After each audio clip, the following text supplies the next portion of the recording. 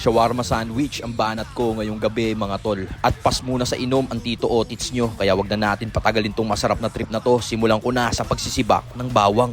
Sunod natin tong sibuyas na puti. Tas tong kamatis, tinanggal ko yung buto niyan para di basa yung sandwich natin mamaya. Sunod natin tong cucumber, tinanggalan din natin ang buto yan. Sabay hiwain natin ng maninipis. At okay na ang mise en place ng ating shawarma sandwich. Dito naman tayo sa kalahating kilong sukiyaki cut na beef. Hiniwa ko lang ng desire cut ko yan. Tas rekta edis ng kalan, lagay natin tong baka sa pan. Lagyan natin ng konting tubig sabay halo. Nung kusa na siyang nagmantika, hulog natin tong bawang. At shoutout sa mga mabibisa nating kapanalig dyan, lalong lalo na kay Arman Kagiwa, kay Boss Alvin Ope Maria na taga Caloocan Dagat-Dagatan, at kay Boss Anthony Saucelo. Mag-iingat kayo lagi mga tol. Balik tayo dito sa linuluto natin. Timplahan natin ng oyster, cayenne perins, black pepper at aromat powder sabay halo. Niluto ko sa katamtamang lakas ng apoy yan. Saka natin lagyan ng onion and garlic powder. Tapos sinalo-halo na natin ang sagad yan, at nung okay na, set aside na natin.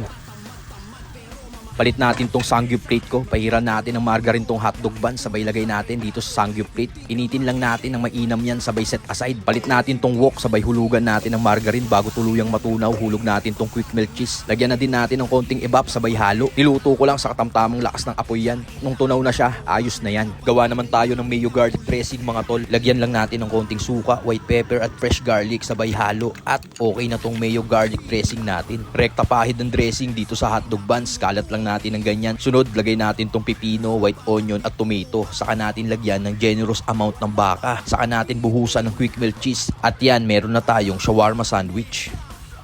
Assemble na rin natin tong mga natitira. Pang midnight food trip namin yan dito sa bahay. Lagyan natin ng pipino, sunod tong white onion at tomato. Tapos lagyan na rin natin ng generous amount ng ating mga shawarma. Tapos saka natin buhusan ng quick melt cheese na talaga namang sagad na sagad. Tapos dito naman sa wooden plate, lagyan na natin to ng lettuce. Saka natin ipaglalagay itong mga shawarma sandwich natin. At yun na nga, tapos na tayong gumawa ng ating midnight food trip. So paano tol? Tara, bakbakan na natin to.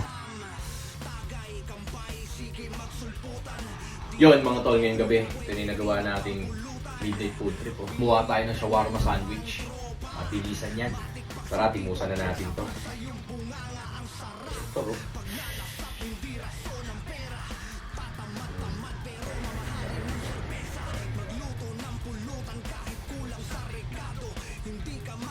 Hot sauce.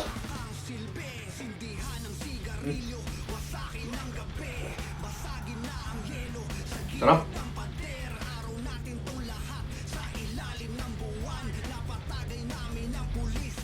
Simple at mabilisan lang mga tol.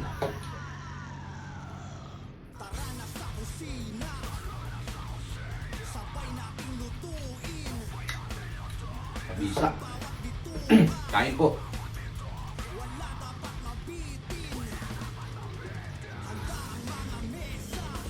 Paano mga tol? Enjoy lang namin to. Hanggang dito na lang. Peace.